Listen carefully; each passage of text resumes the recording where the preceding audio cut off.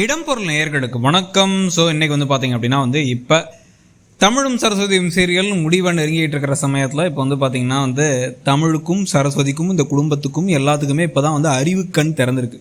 அதாவது என்ன காரணத்துக்காக அர்ஜுனை பல தடவை காப்பாற்றினாங்க அப்படிங்கிற கேள்விக்கு பதிலே கிடையாதுன்னு வச்சுக்கோங்களேன்.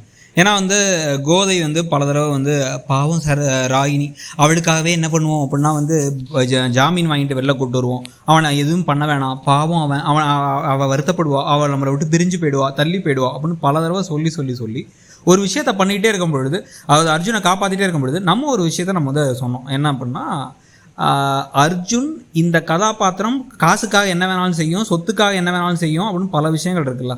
இதெல்லாம் இன்றைக்கி நேற்று தெரிஞ்ச விஷயம் இல்லை, பல காலமாகவே அந்த குடும்பத்தில் எல்லாத்துக்கும் தெரியும். சொத்தை பறிக்கிறது தான் வந்திருக்கான், கூட வந்திருக்கான், அவனோட கேரக்டரே சரியில்லை, அதுக்காக எந்த எக்ஸ்ட்ரீம் கணான்னு போவான்.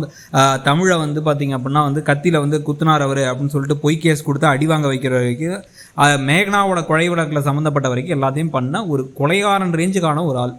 ஸோ அப்படிப்பட்ட ஒருத்தர் ஏற்கனவே ஒரு அடியாளர் ஒருத்தர் கார் ஏற்றி கொல்ல பார்த்தாரு, ஆள் வச்சு அடித்தார். எந்த அளவுக்குன்னா ப்ரெக்னென்ட்டான லேடி சரஸ்வதியவே அவ்வளோ தூரம் டார்ச்சர் பண்ணுறதுக்கு பணம் கொடுத்த ஒரு ஆள்.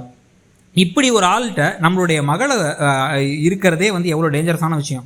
நாலு பேரை நம்ம மக உண்மையை புரிஞ்சுக்கிட்டாங்க அப்படின்னா டக்குன்னு அந்த ஆள் கொல்றது கூட தயங்க மாட்டார் அப்படின்னு யோசிக்கணும் தானே. கொஞ்சோண்டு மூளை இருக்கவங்க அந்த மாதிரி தானே யோசிப்பாங்க. அப்படி ஒருத்தனால நீ வாழ வேணாமா, டிவர்ஸ் வாங்கிட்டு வந்துடு, எல்லாத்தையும் உண்மையை சொல்லிடுவோம், இல்லைனா அவனை போலீஸில் பிடிச்சி கொடுக்கறதுக்கு எல்லா வேலையும் செய்வோம் தானே பண்ணுவாங்க. ஆனால் அந்த மாதிரிலாம் எதையும் பண்ணாமல் திருந்திடுவான், அவனுக்கு திருந்துறதுக்கு ஒரு வாய்ப்பு கொடுப்போம் அப்படின்னாங்க கோதை. ஸோ கோதை ஒரு மக்கா இருந்தாங்கன்னா அதை விட பெரிய மக்கா ராகினி இருந்தாங்க, அதை விட பெரிய மக்கா தமிழும் சரஸ்வதியும் இருந்தாங்க. எல்லாம் நடந்துகிட்டு இருந்துச்சு.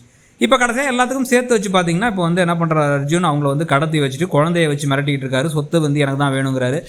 உங்கள் அப்பா மேலே தப்பே இல்லை, உங்கள் அப்பாவுடைய மரணத்துக்கு இவங்க காரணம் இல்லைடா, தப்பே இல்லைனாலும் அவ்வளோலாம் அதெல்லாம் முடியாது, சொத்து எனக்கு வேணும், நான் நினச்ச லட்சியத்தை அடைஞ்சே தீருவேன் அப்படிங்கிற மாதிரி ஒரு கதையை கொண்டு வந்துட்டாங்க இப்போ.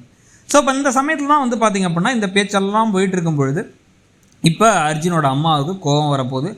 இப்போ இத்தனை நாளாக இல்லாமல் ஒரு வயிற்றில் புள்ளைய வச்சுருக்க ஒருத்தங்களை டார்ச்சர் பண்ணும்போது கிக்கின்னு சிரிச்சுக்கிட்டு இருந்தாங்க. இப்போ என்ன பண்ணுறாங்க அப்படின்னா கோவமாகி இப்படி இவ்வளோ மோசமாயிட்டான், அவன் சீரியல் வேறு 3 எபிசோடுக்குள்ளே முடிச்சான், அதனால் என்ன பண்ணலாம் அப்படின்னா நான் அவனுக்கு விஷத்தை ஊற்றி கொடுத்துட்றேன் அப்படின்னு சாம்பாரில் விஷத்தை மொத்தமாக ஊற்றி, இல்லை அவருக்கு மட்டும் போட்ட சாப்பாட்டில் ஊற்றுவாங்கன்னு பார்த்தா மொத்தமாக எல்லாத்துக்கும் ஊற்றிட்டாங்க. நல்ல பேரை பரமனோ இல்லை வேறு யாரோ எடுத்து தெரியாமல் சாப்பிட்டா என்ன வருதுன்னு தெரில வேறு.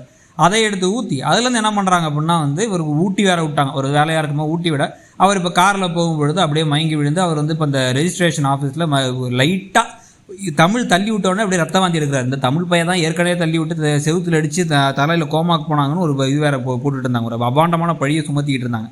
இப்போ தள்ளி விட்டு ஒரு தடவை தள்ளி விட்டதுக்கே ரத்த வாந்தி எடுக்கிறாருன்னு சொல்லிட்டு திருப்பி ஒரு பழி வேற விழப்போகுது.